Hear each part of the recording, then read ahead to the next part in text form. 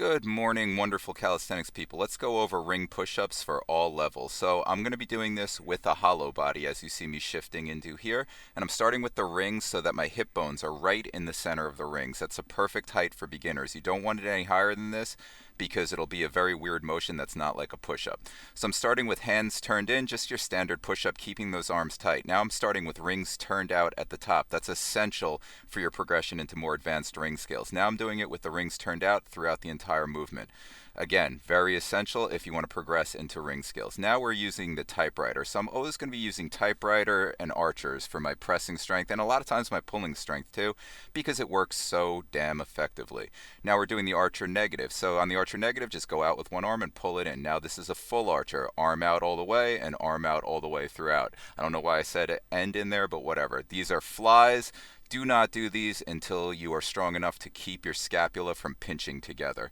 Now this is the pelican. I love these. This will pay you dividends as you progress into more advanced ring skills. So now I'm lowering the rings so that the bottom of the ring is at the top of my knee. This will be level 2. So it's going to be the same progression throughout. More advanced will be rings at the top of the ankles, and that will be like the full push-up variations.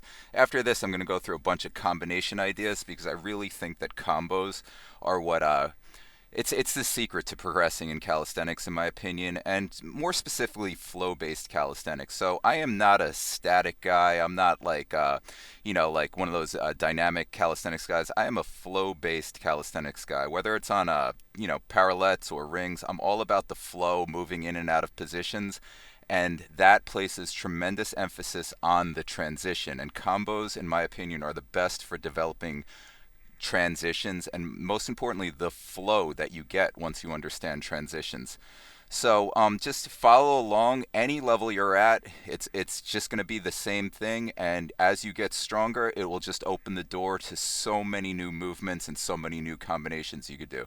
So on the full range, excuse me, full version of the push-ups. You'll notice I took 2 steps back. I just want the ring straps to be vertical at this point. It's very important that they're not out in front of me.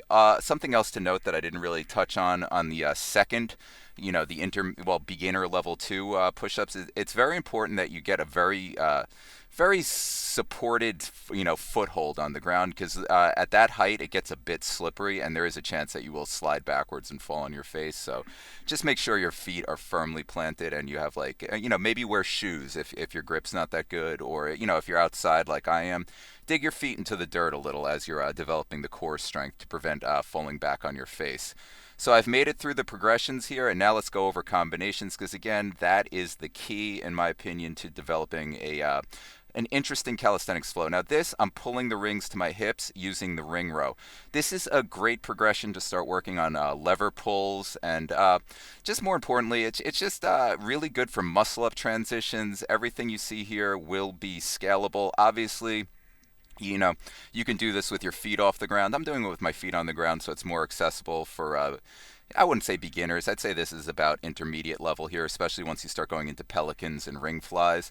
Notice I'm always using a false grip, so that's something else you're going to want to focus on with this. Use the false grip. I'm pulling the rings to my hips with a false grip, and now, as you see me doing the fly, I still have a false grip. So that means the ring is going diagonally across my hand and, going to my wrist. So now I'm going back. These are going to be fallouts. I love doing my push-ups with fallouts, and I think that's one of the beautiful benefits of the rings. I'm pulling back here into a planche lean. I'm doing flies, and then I'm going to be doing archers. On the archers, you'll start seeing me overextending and going, kind of extended range of motion on these. I think this is beautiful. I like to look at the arm that's outstretched.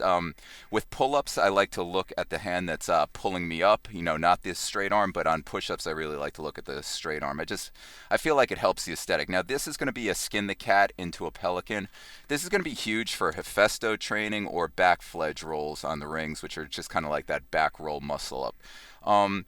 just infinitely scalable. Now we're going into some more advanced things. Now I'm going into pike raises into the bent arm handstand on the rings. So this is something to note here. If you see how the straps kind of wrap around my upper arms. You see, rings are pretty rough to hold a handstand on, but they're actually pretty accessible if you understand how to wrap the straps into your arms. They give you a lot of support and make this a lot more accessible for people than they would imagine. Also, if you're using lower bars like this, you could always use the bar as a way to like catch your heels. Now, I'm pretty garbage at planching, but I love the rings for doing this because it just allows me to float in and out of bent arm positions. And these transitions here, they get you very, very strong. Like you'd be surprised how much this helps you out in your ring journey. So I just want to touch more on the handstands. I'll just keep going through these combinations that you see here. But like again, so if you do want to get into ring handstands, they're safer than people would imagine.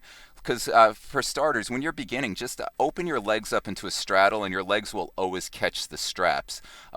And then, again, like I said, you could use a lower bar, and then you don't have to worry about flipping over so much because your heels can actually hit the bar and prevent you from flipping.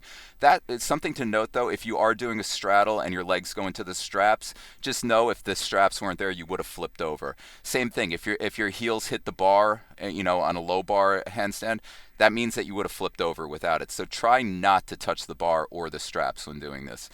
These are just, burpees with pelican push-ups. It's cool. This is the first cardio I've done in years. Love you.